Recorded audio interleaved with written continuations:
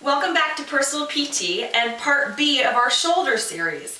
We just did a video about shoulder stabilization, how important it is to work on your upper back and scapula area to really be able to mobilize your shoulder. So I'd like to give you a couple specific exercises more to do for your shoulders.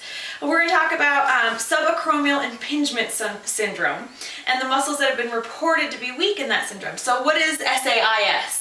It's that pretty much rotator cuff syndrome. We've talked about the impingement when we are rounded forward and we start pinching those rotator cuff tendons. We just get impingement under this acromion, and that's that rounded bone we talked about at the end of your shoulder. So to work on some of those specific muscles and a couple more, we are going to review first of all the one that we did in the first video. Thumbs together, shoulders down and stabilized, and you're going to move from your back. I'm really working my back. I'm not using my outer arms to really pull out. Okay? It's the first one. That works on your rhomboids. Second one, same thing, but you're going to have your thumbs up. That works on your middle trap. And your middle trap, lower trap, and your serratus anterior have been reported to be weak in those SAIS conditions. Next, we're going to move on to the lower trap.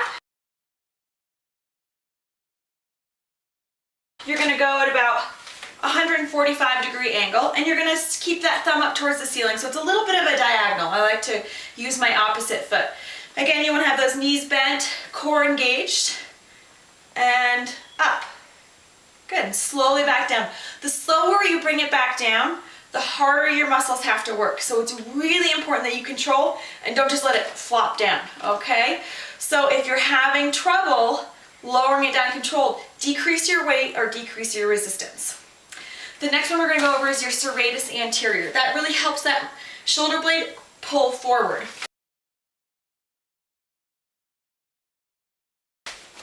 So you're going to wrap this around your back, have your hands in front of you, knees bent, and you're going to push out and let your shoulders come back in. So you should really feel yourself pushing out of that shoulder socket, and then you slowly control it as it sinks back into the socket.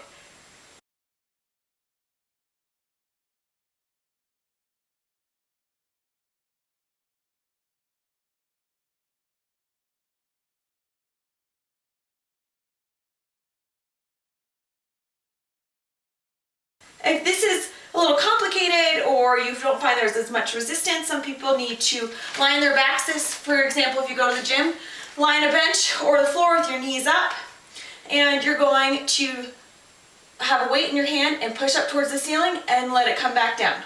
Push up towards the ceiling and come back down. Another one, engaging the core, and is when you're on all fours and you just push into the ground, your upper back will round, and then you come back in.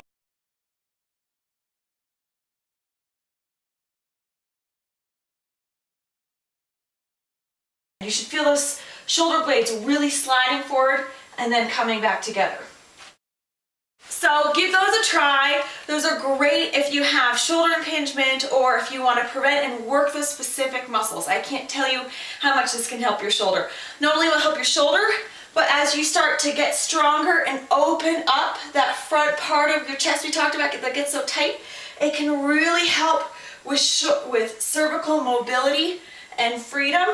And then also feel free to pair it with that foam roller video that I talked about a little while ago, because as you come back up, if those joints are still stiff from sitting like this, it really can free you up for shoulder pain, neck pain, things of that sort.